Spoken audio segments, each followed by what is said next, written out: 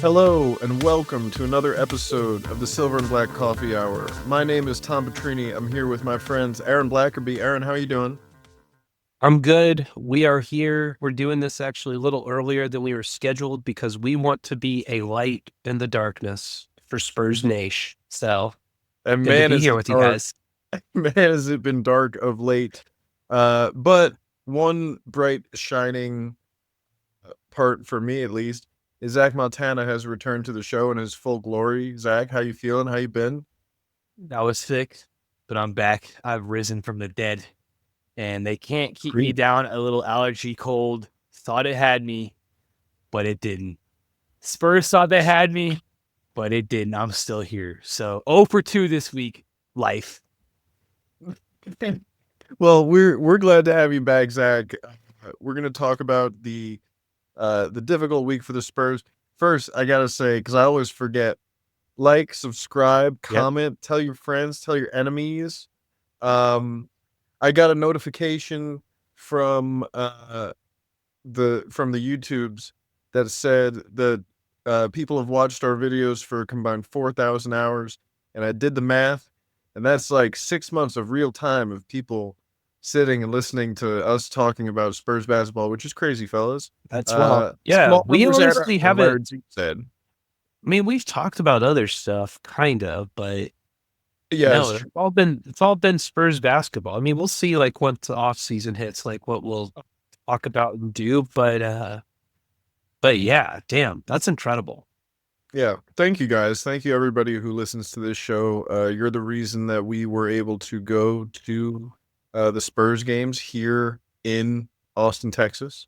When those were here. And Zach, we haven't gotten to talk to you about your first experience as a member of the media covering this team. What was it like for you? What were some of your main takeaways? I met a lot of people. Everyone's super nice. That was my main takeaway. Awesome experience to, I guess, just be behind, just be see the game differently. Normally I walk in as a fan through the doors around 7 o'clock or whenever 30 minutes, 45 minutes for the game. And you kind of just show up, get your hot dog, sit down, enjoy basketball, and go home. It felt different walking through the doors at 5 o'clock for like, hey, we need to get there for an interview. Okay, we'll make sure to be there, set up, ready to go. And then, watching the team warm up, I felt like was awesome for my ADHD. Loved it. One of the cooler experiences I think I'll get to do. Um, Someone walked by me and they're like, "You're just sitting out here?" And I was like, "Yeah." Like, fool, fool. Where else do you think I'd be? Like, do you think I'd be like away from this? I'm here for this. So awesome experience. One of my cooler experiences that I can hang my cap on and say that I've had the opportunity to do it. So shout out to the Spurs. Thank you for the opportunity, and I'd be so blessed to do it again. And dude, Hell I yeah. gotta ask because you were the one who was in the building at shoot around when the news dropped that Victor Wembanyama would be done for the season, and so that was like going into the first game in that Austin series, and we all kind of saw, you know, just being around the guys in the post game. Everybody seemed like there was a little shell shock. There was definitely, it was hard for these guys. You were there like right when it happened. What was the immediate like temperature check of the room? Very weird. Once again, coming from being like we're diehard Spurs fans. So not to say that reporters in there or people in there aren't diehard Spurs fans. I just think for me, I got to peek in behind the curtain on something that's really interesting, and especially like when something like that drops. I had never been in a room like that before, and just how like everyone's on their phone looking up what DVT is, trying to figure out what's going on, like the next step. And you're underground, and so you're really not getting phone calls. You're just kind of you can only use the Wi-Fi. So it's just kind of like you and your colleagues that are in the room with you trying to figure out what's happening, trying to figure out a solution or like what the issue was with the media members. And you go out to the basketball court, and the Spurs were just. I even made it. I posted a video on the the energy was still good on the court. You know, people were joking, laughing. There was banter, friendly banter, you know, as you would expect. So it was hard to judge, you know, the exact temperature, but post game, it felt like there was really like a we miss Victor. That and I carry on to what day is it? Friday now, and that was 8 days ago. And every day I've woken up and said, "God damn it, I miss Victor." Yeah, And I'm I not the feel only one. Oh, me too, brother. I miss him. I think the team misses him. Tom, I'm sure you miss him. Is that correct? yeah. I mean, and you know, it's also tough missing Pop, who we know now is going to be done for the rest of the season. But I want every Spurs fan to think about, you know, what the guys in that locker room have gone through this year, right? And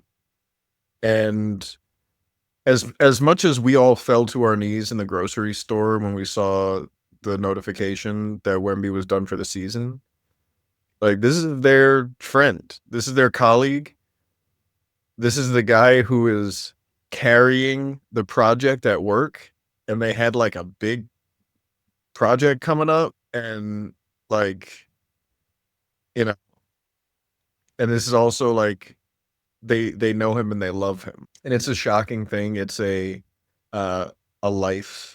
potentially life altering, life threatening condition if it's not caught early. Which again, the Spurs not worried about his long term health here. They think that, you know, he'll get right back on track. But this has been a emotionally challenging few weeks and season, especially the whiplash. We were kind of talking about this off air, Zach. I mean, as much as this team has struggled, and they were struggling this calendar year before Wemby went down for the season, right? Since January 4th, they are 6-17. They have less wins than everybody except the Washington Wizards in that stretch. Bottom 5 in 3-point percentage, second worst rebounding team, third worst defense for points in the paint, bottom 5 defense for second chance points.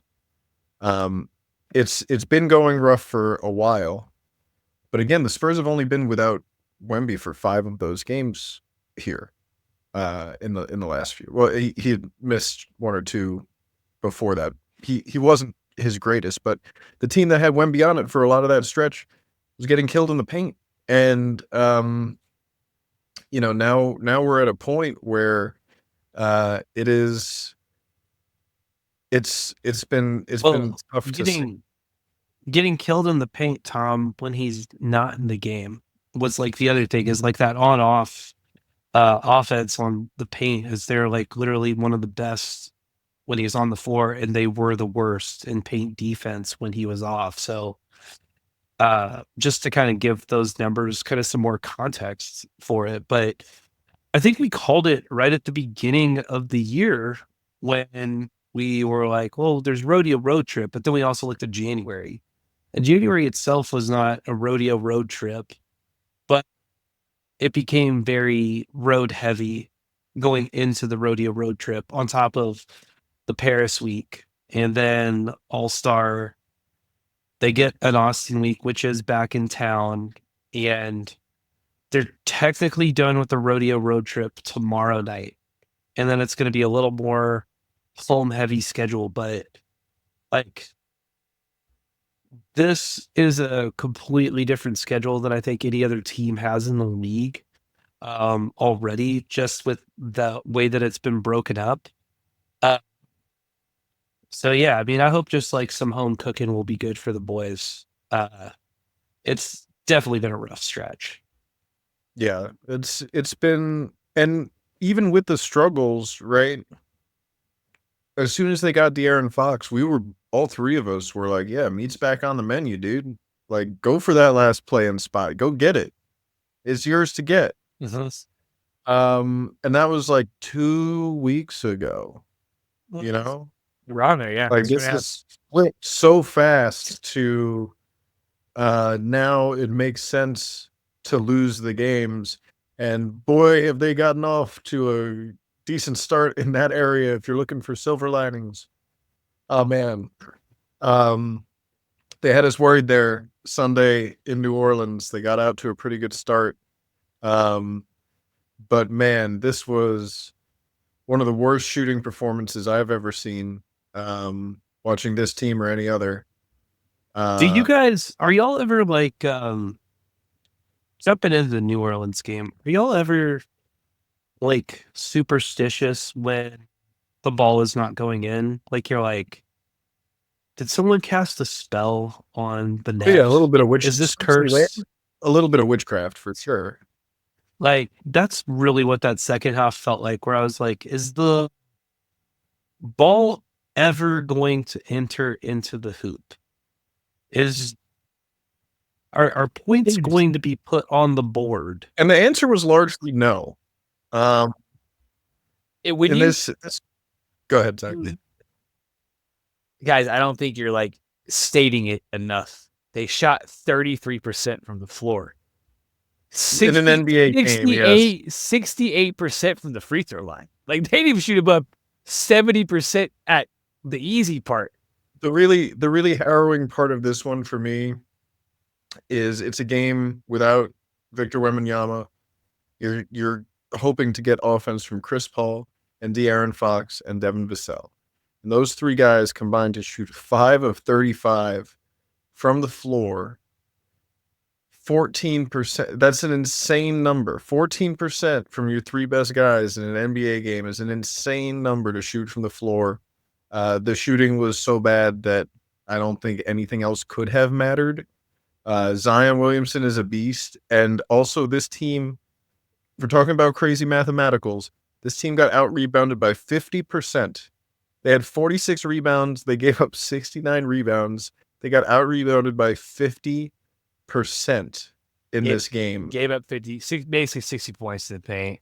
So it wasn't a great night. It's just one of those. I mean, but the Pelicans are also healthy. No, they're not a bad team. You know, so like it's one of those things where the record is like it's indicative of the health of the team earlier in the year that they weren't good. And, you know, even with Zion on a minutes restriction, he was still beasting out there. So good.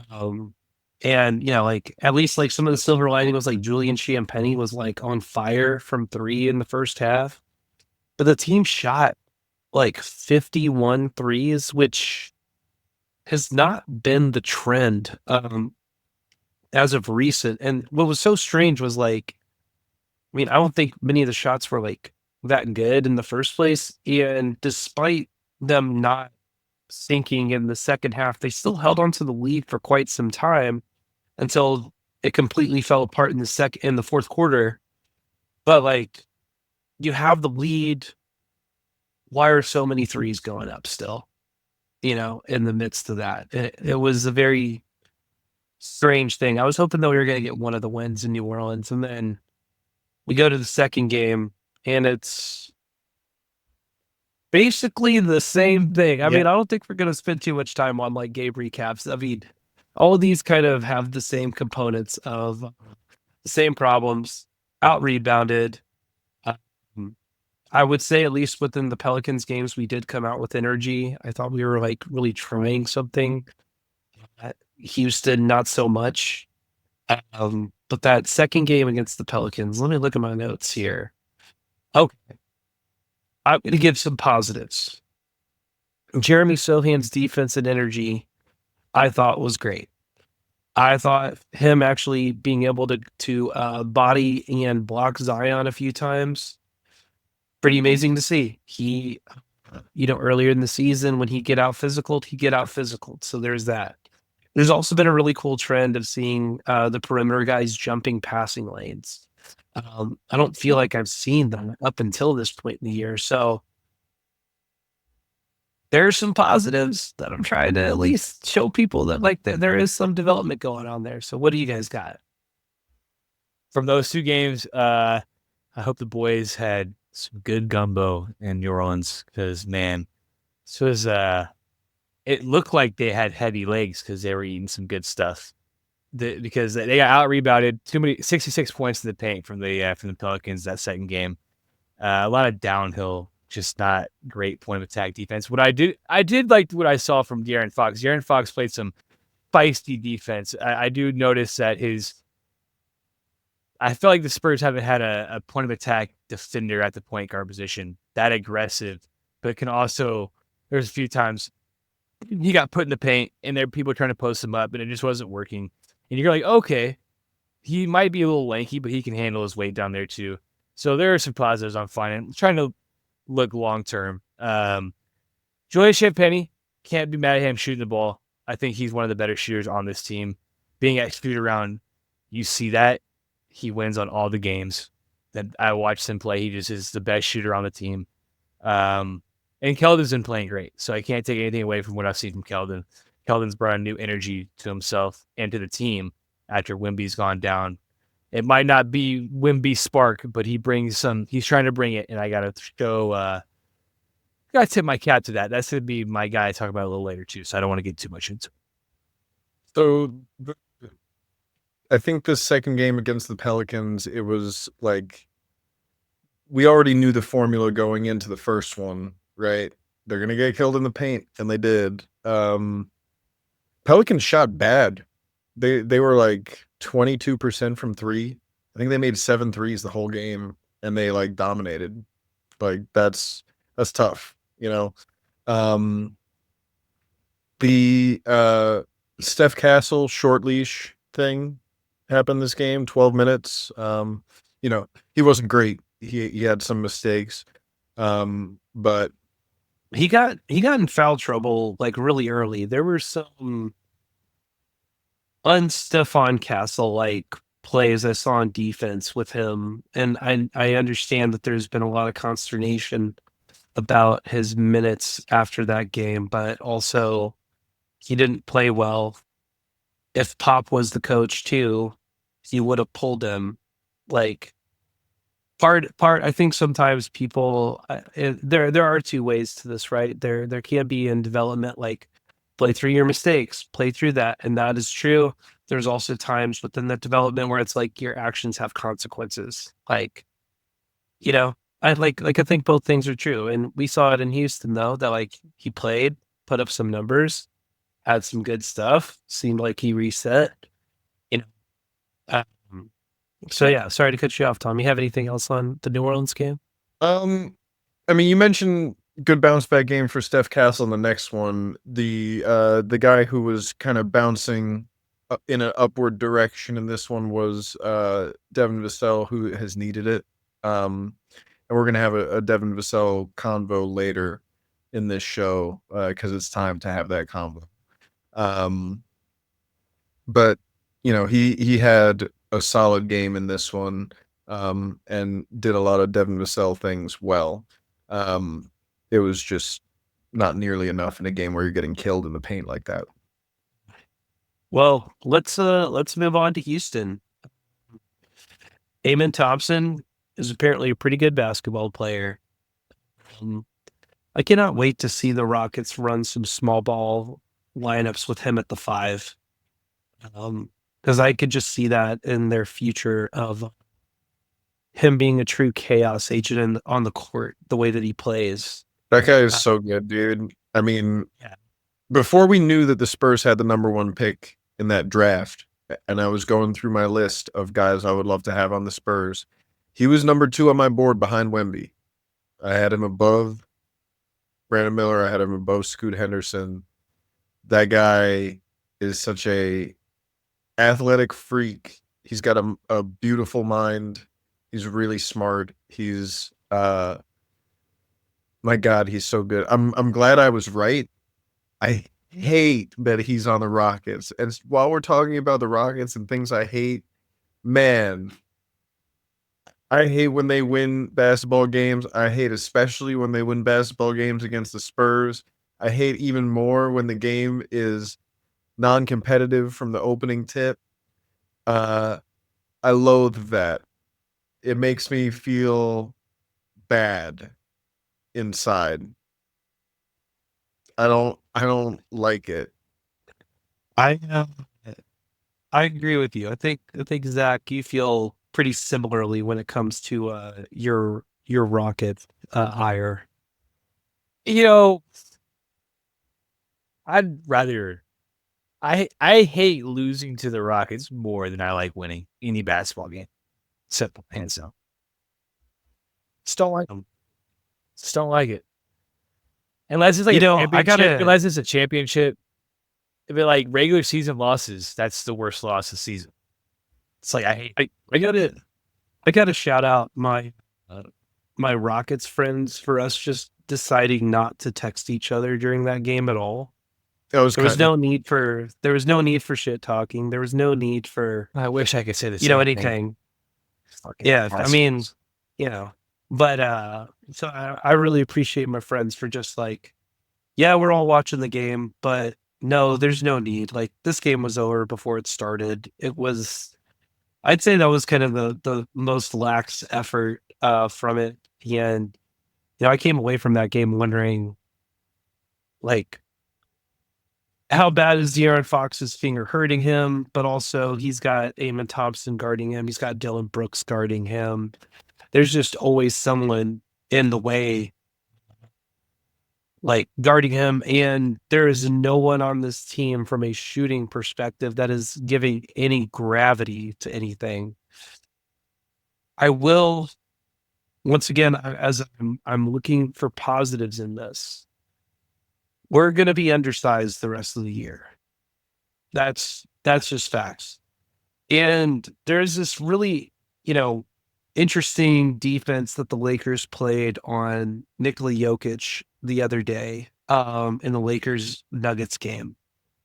Part of it was picking Jokic up before half court. Part of it was fronting him in the post.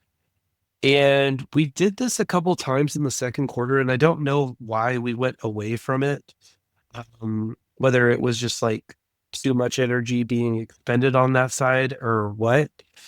But we did some interesting kind of post traps, double teams on Alper and Şengün that really mucked up some passing lanes. And I think that's going to be kind of the type of defensive effort that we're going to need to be seeing from the team. When you are undersized, is you have to, you know, respond with energy, have to be quicker on communication and rotations for those sorts of things. And with this, like, you know, Mitch Johnson hasn't exactly gotten like an easy shake of things when it comes to coaching this team. But like, that's another thing where it's just like, you just got to keep throwing something at the wall to get it there. I don't think we have the roster depth where we can, you know, have guys picking up dudes full court. But you know what? Blake Wesley got some run in this game. Like Stephon Castle for a getting some brief run. moment in this game, the Spurs deployed, I think, undeniably the fastest teammate pairing to ever touch NBA hardwood together in Blake Wesley and De'Aaron Fox. If anybody has a faster combo, I'd like to know. But it's those guys. Aaron, thank you for adding that little bit of nuanced basketball discussion there. I think that's probably going to be lacking in a lot of conversation around this team, given how unfun it's been. So thank you for that. Yeah, man. Look, this is the beauty of having a podcast, is we get to talk these things out. You know, like Yeah. let's have a complex conversation. Let's talk about those sorts of things. But If let's I may move be a little on. more reductive, though, Go on. man, reductive and a hater. Not of the Spurs, but this team shot 17% from three in this game. 17% from three in this game. That is a Harden-led Rockets team in an elimination game type of shooting line. That is abysmal. 26% over the last 3 games, league worst. Yeah. You know, Tom, that's a really great way of like, you know, you're in like a fight with someone, or like you're in a gun battle or so, like an action movie type thing. And like you've been shot and you're going down, and you're like, I'm going down, but I'm taking you with me. Right. That's That's the battle is lost for me, but here's this ricochet. That's the I'm flying off of this Mario Super Smash Bros stage, but like I'm throwing this at you and you're gonna go flying. Also worst 3-point shooting team in the last 3 games. Also in the last 3 games, this Spurs team has been out rebounded by a margin of 183 to 132. Out rebounded by 51 boards in 3 games. It has been a massacre in the paint, fellas. Evacuate the dance floor. There's a murder on the dance floor. Don't say It's it. fire murder We're on the gonna dance. get copyright. Don't do it. I'm not saying it. He I didn't, didn't write those he didn't songs. have a melody around it. We're Yeah. good. Like, yeah. And just for the record, I didn't write any of those songs. I Yeah, just thank you for made saying them that, Tom. famous. For our corporate overlords, Right. that'll be reviewing the copyright Yeah. infringement before we For post sure, this. for sure. Appreciate that. But Well, yeah, you man, guys- this is a tough one.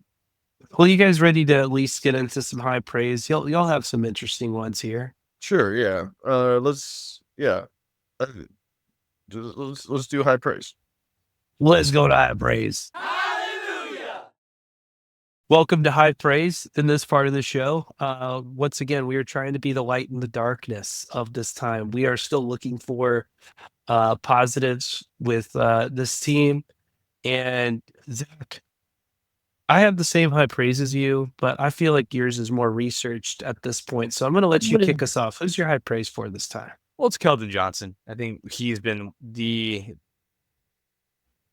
first of all, got to ask him a question. So he's already locked in to great guy this week. Already high praise from me. Answered that. But besides the point, he's played fantastic since the All-Star break, averaging 18.8 points a game. I'll go over his stats over the last 5 games. Just his shooting efficiency has been pretty impressive. The game in Phoenix, 6 for 9. And in that fourth quarter, I don't know if y'all remember, he was fantastic down the stretch. Really was the reason him and De'Aaron Fox were a big reason they won that game. Energy plays, as always. Loved yelling at the stands, had a few and ones, few offensive rebounds. So that was fantastic from him. Followed it up with 11 for 13 against Detroit. Another fantastic game. Brought a lot of energy as well. Also had 5 assists that game. We give Keldon a lot of shit for sometimes just being head down. 5 assists. That's a good look for Keldon. Went 7 for 9 the next game, 4 for 7, and 8 for 13. That is extremely efficient basketball. He might regress to the means at some certain point here in the next few games. It's hard to keep up that type of efficiency, especially when teams are going to realize that, hey, Wemby's gone. I think Keldon is taking the reins for this team. So they're going to start eyeing in on him, start giving him a little more attention. Not to say he's not going to play great. He just might have a little more difficult time getting to the lane. You're probably gonna have, like you said, a regression to the mean. So yeah, Keldon's been fantastic though, so that's my high praise. I think we got to give Keldon a ton of credit for just he's always the energy guy, but the way he has brought energy at a time for this team when the energy is so understandably, messed up. He's been with the team. He's been with the team the longest, and there's kind of this thing where I'm thinking of him a little bit from a emotional fan base standpoint of Marcus Smart for the Celtics, where Marcus Smart, he did win Defensive Player of the Year, but overall he was kind of not known for his shooting or anything, but he was just known for this is one thing, but he was also known for the Celtics as you're the emotional leader of this team. And then they traded him for Kristaps Porzingis, and they went on to win a championship. And I wonder if that will eventually be Keldon's future, where he is sadly going to be remembered during his tenure as a Spur as a bridge to success rather than getting to revel in the success with the rest of the team. I really hope that's not the case, because for the numbers he's putting up, Zach, to your point, with the efficiency, with the emotional leadership, the way that he has, I think, really embraced this role of coming off the bench.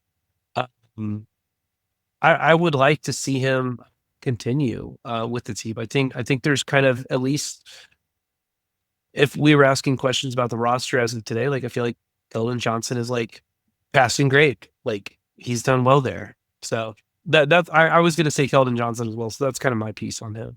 And I just want to say one more thing on Keldon, because there was that clip of that Steph Castle dunk, right? And Steph pointed at ball, but after that happened, the ball's bouncing, and Keldon just screamed into the ball, which was very funny. And somebody, noticed that and was like, that was so he didn't get a tag.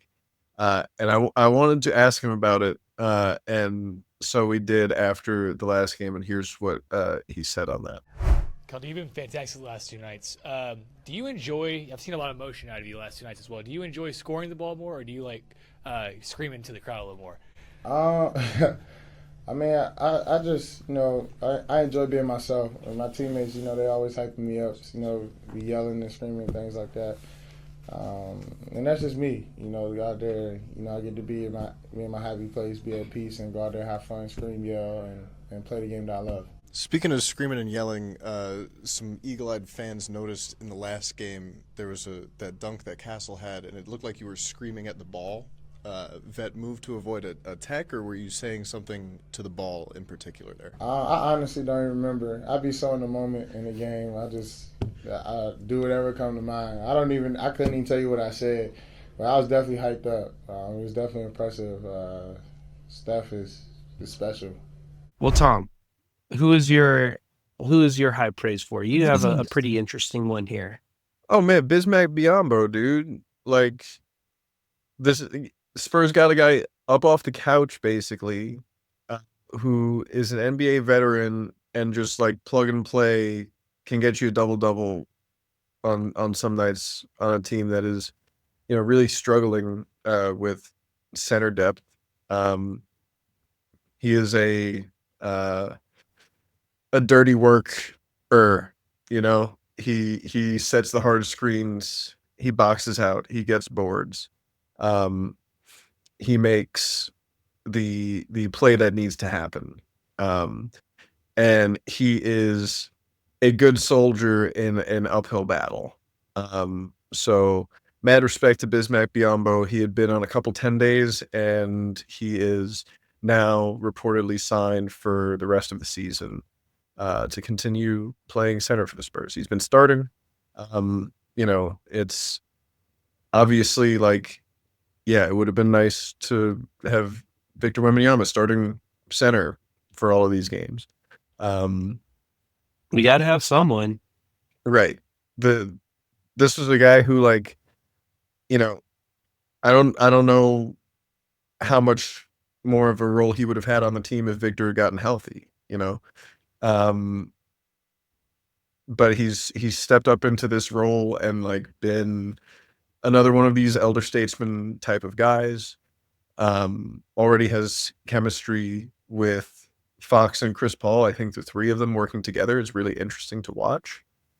The speed of Fox, the floor general in Chris Paul, and the rock solid screen setter and roller in Bismack Biyombo. It's been fun. So yeah, shout out to Bismack Biyombo. Shout out to Bismack. Well, cool. Well, let's jump into our more discussion heavy parts of just kind of like questions we have for the upcoming week. So I'm going to kick this off. I'm not going to lie. After a couple of these losses and everything, I was like, so like, how long is the season? And I was like, all right, we got a month and a half left. We have March and we have halfway through April. We're probably not making the play-in. We could maybe quote unquote leap 3 other teams as far as like losses go. With Chicago, potentially Brooklyn, and the 76ers. Just kind of, we'll see. We'll see. But with that being said, how are you guys going to kind of, I mean, Zach, this was actually one of your New Year's resolutions, but how are you guys dealing with, what are y'all looking for? How are y'all going to deal with this as a fan, like watching the team the rest of the season? I think it's easy, to be honest. It's not like it felt like in 2023, 2022 when they're losing to get good picks. It feels a little different. Honestly, it probably feels like how it felt as Spurs fans back when David Robinson got hurt and they sat him out the rest of the season and ended up with Tim Duncan. Not to say the Spurs are going to get lucky like that. Not to say history repeats itself, that the Spurs already had their generational big man and they get the guy that brings the help. Who knows? I don't know. I think from a fan standpoint, it's tough.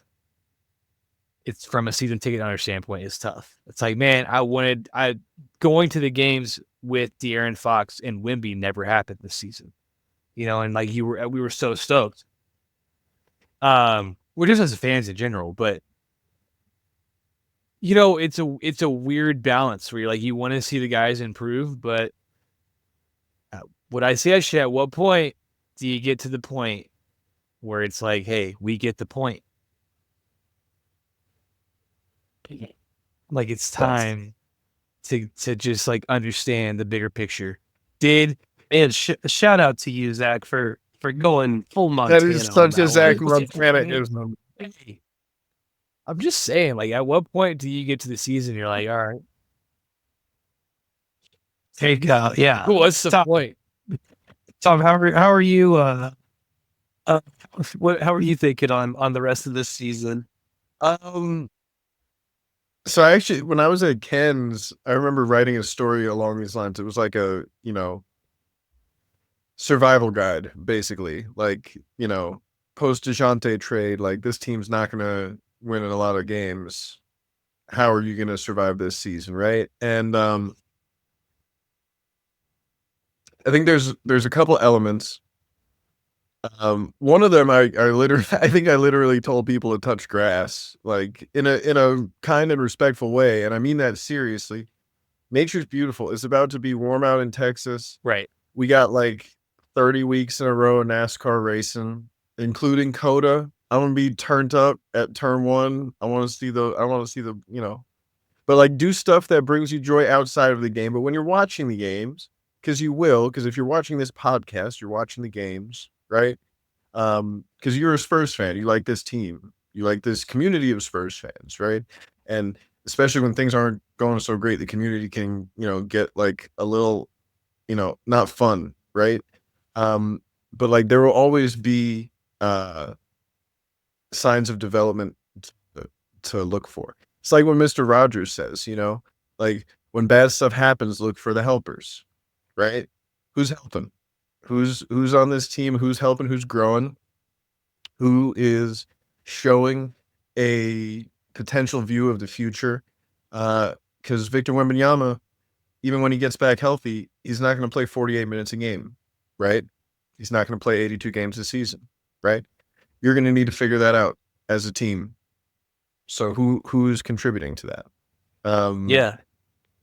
Yeah. That's my thought on it. Yeah. Not just like, touch grass, 10 toes on the ground kind of thing. But the other thing I'd say to this is your fandom for this team as a whole is a choice. You can obviously, as fans, choose how you want to engage with the team. We talk a lot this year, especially zoom out, like have patience of things. A couple, like the expectations for this team are a little more concrete than they were before. There's that.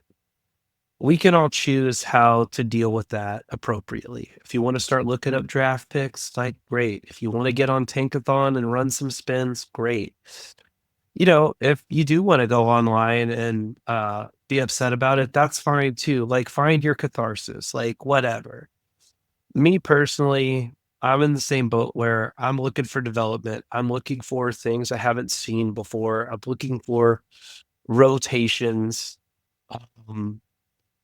And like we'll probably win some games between now and then. There will be something entertaining. There will, people will shoot the lights out some night, and we'll figure it out. What I'm not going to do is I'm not going to be doomsaying about the team. I'm not going to be anything like that, because these are just people at the end of the day. Like, we are essentially watching strangers at their workplace at a very public setting. I don't have people at my day job that I have a live feed where people are watching what I'm doing or what I'm not doing at work, and then telling me what I should or shouldn't be doing. And I think if you do really look at this like a workplace, it's a very unique set of circumstances that we're putting. I mean, there's one guy on this team that's older than me. Everybody else is younger. So, like, I'm watching younger strangers at work. Um, so I'm gonna enjoy watching and enjoy finding the development. Like I said last week, this doesn't change any of the questions that the team has. I think it expedites the answers. So let's jump into the next question. We didn't really get to do this last week, especially with Zach out, but with Webby shut down, what did you guys learn about him this season? Tom, I'm going to let you cook first. Defensive player of the year every year that he qualifies for the next 9, 10, however many, all of them, until he is like. But even, we're watching LeBron play into his 40s, right? Like, how will Victor Wembanyama's game and body age, right? Defensive player of the year, I think, is going to be an expectation. I think he is also like first team All NBA, right? Like in terms of expectations for moving forward. He is a sniper. He's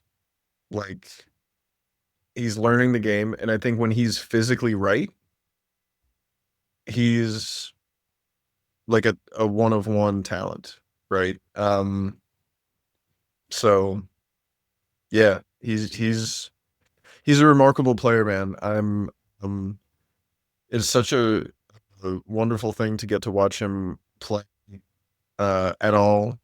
It's an amazing thing to watch him play in person, and it's still crazy watching him play in a Spurs uniform, which is why it sucks so bad that he's not doing it anymore this season. But I'm glad that they caught this early for him, and I'm also interested to see what he does with his time off, right? What is he antique great on? Dude, the antique shopping picture, y'all saw that, right? I did. If we cannot find the positive in that Victor Wembanyama is spending the time while healing, decorating his home, the man is setting his roots down. Like, that's a great thing. Like, do that. Make your home a home, Wemby.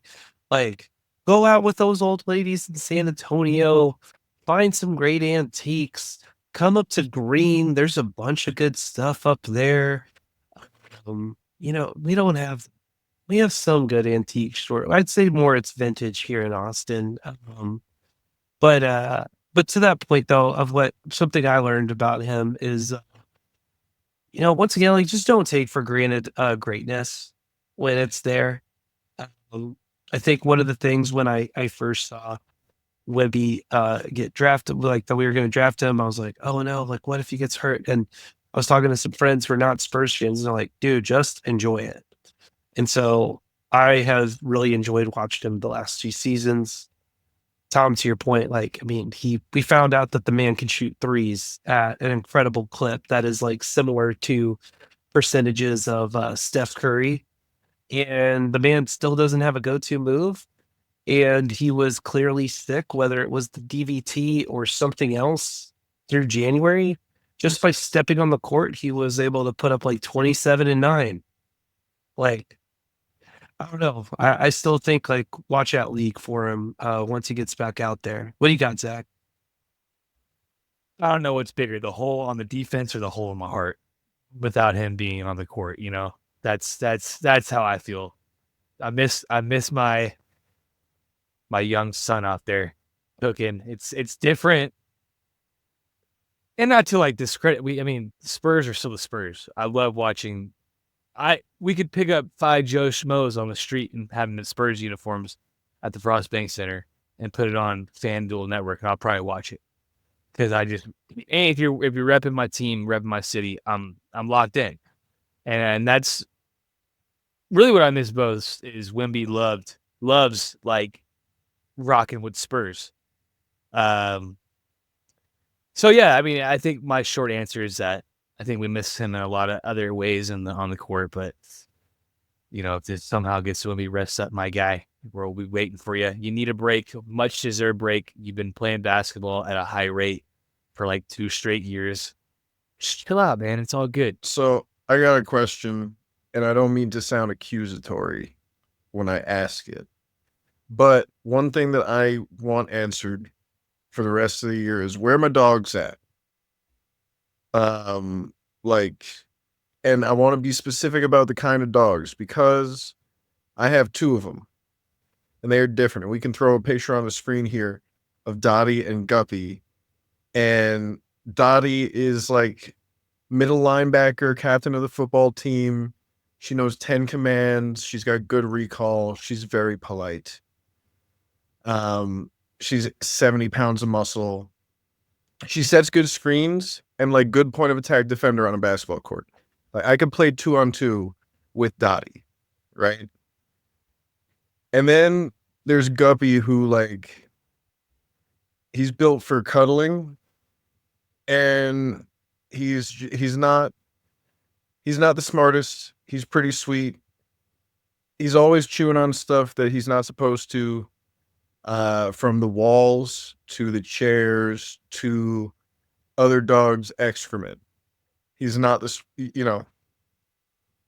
If I had to go into a fight with one of these dogs as my sidekick, it's not a question for me which one of these dogs I'm choosing. So my question is, which ones of the Spurs who are still currently playing have the right dog in them to be consistent contributors on this team moving forward? I think Keldon Johnson has answered that question. I think Jeremy Sohan, you've never had to ask that question about him. Outside of that, De'Aaron Fox, obviously. Stephon Castle. Right. I put Champagny there. And then that's probably where my questions about other dogs began. Heard. I put it about there. Yeah. I would put Harrison Barnes. Did we say Harrison Barnes in there? No, I just thought about that too, though. Yeah, like, I would have Harrison. him and Chris Paul in like a different category. Like they're Those aren't like long-term dogs, though. Those are old dogs.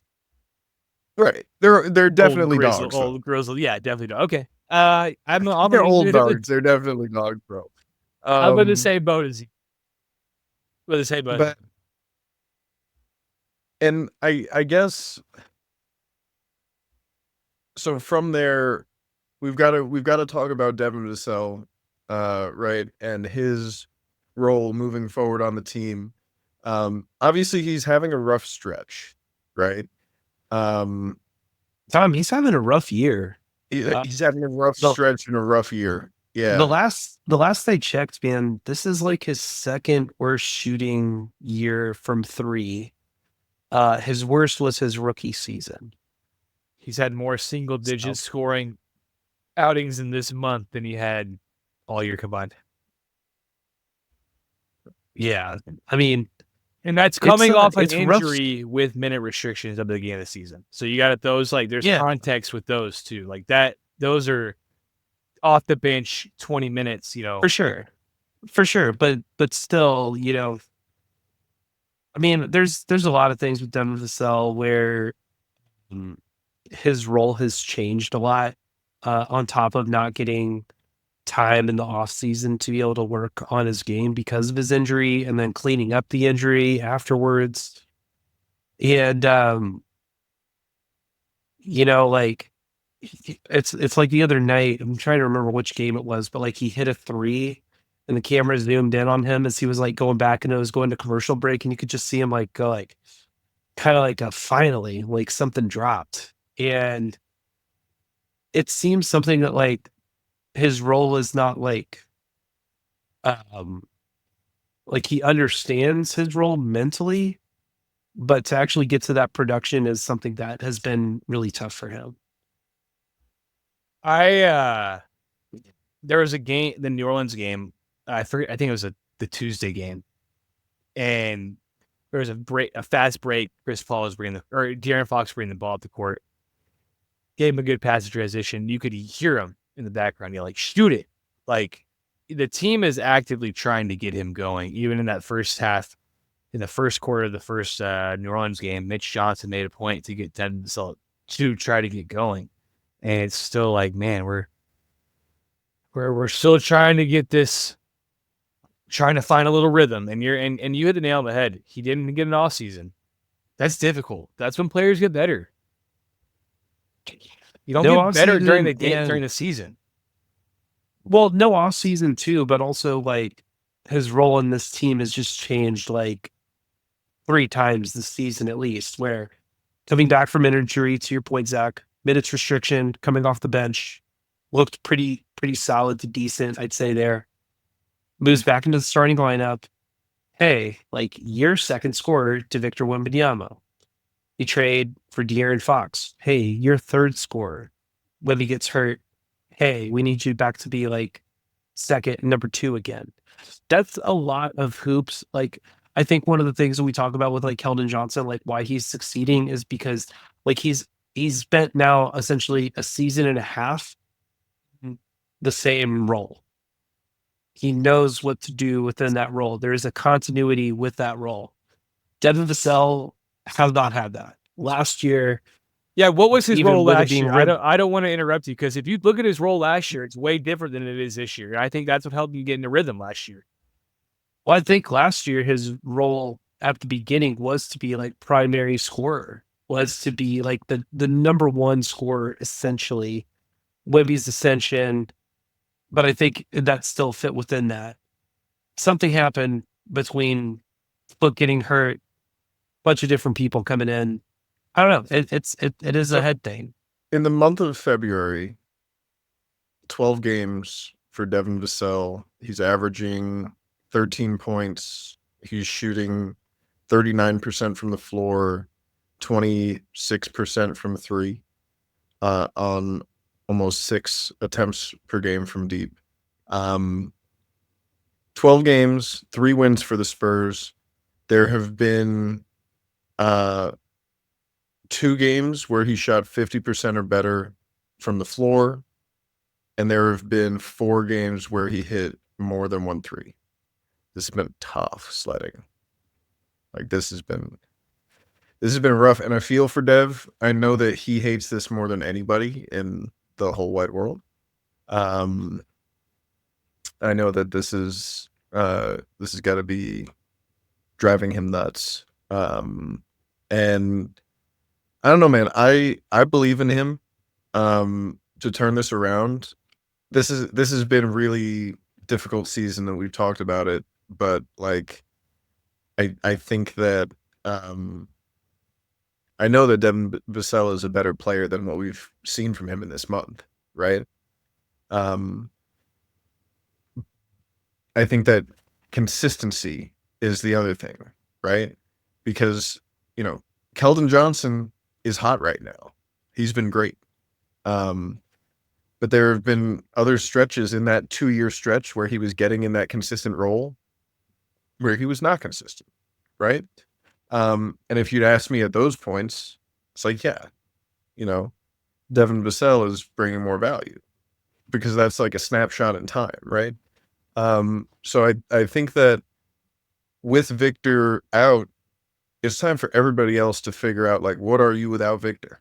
You know, what is this team without Victor? What can you do other than just have that guy? Like, what are you guys building, right? What do you do without that? So, yeah. Question for Devin, but a question for everybody, I think. So coming up with the week ahead, we're finally ending the rodeo road trip tomorrow night, or today when this comes out, against Memphis, at Memphis. Then Sunday, De'Aaron Fox's first home game in San Antonio against OKC. Tuesday against the Nets, and Friday, homecoming as well for De'Aaron Fox at the Kings. So, of these games coming up in the next week, which one is the most intriguing to y'all? I'm going to say that that Sacramento game for me, because I'm interested to see the reception. I know that Kings fans have understandably been upset about that. It's kind of overshadowed by the whole Luka thing for, like, I think most people. But I think there's a lot of Kings fans who are feeling a little bit sore. And so it'll be interesting to see how, I think there's also a lot of respect for him, and a lot of understanding as well. So I'm interested to see what the reception is at that game, if people are going to spend their money to boo or spend their money to cheer. And, you know, I've seen both covering the Spurs team. I've seen Greg Popovich grab the microphone and say, "Stop booing Kawhi. It's weird." What a surreal moment. But, like, you know, I'm interested to see that one. Zach, I imagine for you it's that first home game. Which are you going? I'll be at the Tuesday game, so I'm actually intrigued about the Nets game. It's a chance to get a win, but if we're gonna be honest, the Nets are really good, and you also kind of want the Nets to win to get a little closer on the standing. So we're just it's an intriguing week. It's all over the place. Obviously, the OKC game will be fun to watch. Just the fact that they are the number 1 seed, and it is always nice watching a great team play basketball. You know, you got to tip your cap and say this is fun to watch. At the end of the day, I think this is gonna be a brutal week of basketball. Memphis is great. OKC's great. Kings are playing great basketball. So it's just Nets are playing great basketball. It's gonna be tough. Yeah, I'm probably gonna be most intrigued by the OKC game. Just first time having a San Antonio crowd. Really hope that the hometown fans get up for that game. Like everybody knows, like it's hard in this current iteration of the team to do that, but it is still De'Aaron Fox's first like home game. And look, I went earlier to the play-in tournament game where the Spurs did beat OKC. Granted, Chad Holmgren wasn't playing, nor was Hardenstein, so it was kind of small ball teams. Wemby wasn't playing either that game. So I'll give it to OKC on that one. But yeah, Zach, to your point, that Nets game is not like a guaranteed win. They've been like top 10 defense since the turning of the new year. Like there are no guaranteed wins ever. The rest of the season. Not for the rest of the season. Wow. Like if you look at the schedule, you look at like the records of the teams. It's like, oh, all of these are decent teams. Oh, there's the Pelicans, and then you're like, how to go the last? How to go the last times they played the Pelicans? Oh no. I think we have the seventh hardest schedule the rest of the year. It's a ton of back-to-backs too. It's gorgeously brutal. Yeah, like this coming week. So like we'll have a back-to-back Saturday, Sunday, and then it's like a Tuesday, Friday, and then it's going to be a bunch of games bunched up again. So we'll wrap that up for this episode today. Hope you guys enjoyed it. We're still going to be here. We're still going to be watching. We hope y'all are too. Once again, like and subscribe, comment, rate us if you can. On Yelp, right? No, not on Yelp, thankfully. What about MapQuest? Tom, people don't use printers anymore. That's a damn shame. That's a damn shame. But Remember driving around with the printout of the MapQuest? Yeah. I mean, Tom. We had a conversation on the way to the game the other day where you were literally like, "How old are you again?" So, yes, I do remember the printouts of the MapQuest. So, Well, that was in relation I to was cassette there tapes. too, so don't worry, AB. I was this there too. no, Zach, you were not there for this conversation. No, I'm This saying was for the on printed way out, there, for the but- printed out. Oh, yeah. I was there. Yeah. So, okay. Well, at least we're all within that cohort of a generation. So, Kids these Zach, what do you days. got to say? What do you got to say to leave the people with? Just don't expect greatness. Just expect the ball to go in the loop a few times and appreciate it. What do you got? I'm gonna watch some basketball games, but I'm also gonna watch NASCAR, Nah, Circuit of the yeah. Americas. I'm gonna be in general admission at turn 1. I want to see all them cars on all them restarts getting into that tight little hairpin, and I want to come say, hey, I love Bubba Wallace, but I think his 2311 teammate Tyler Reddick is a road course specialist going to win this race. There's a Hell streaker yeah. on Oh, the no. course, and it's I'll- Tom Petrini. I don't want to get run over I don't by, think that's by the number happening. 5 Camaro, bro. I don't think. Anyway, I'll leave everybody with this. Contrary to what is said in the Brutalist, I will say that it is the journey, not the destination. So thank y'all for being on this journey with us. Stay on the journey with the team. That way, when we reach to whatever that success is, it's even better. So thank y'all again, and we'll catch y'all later. Peace.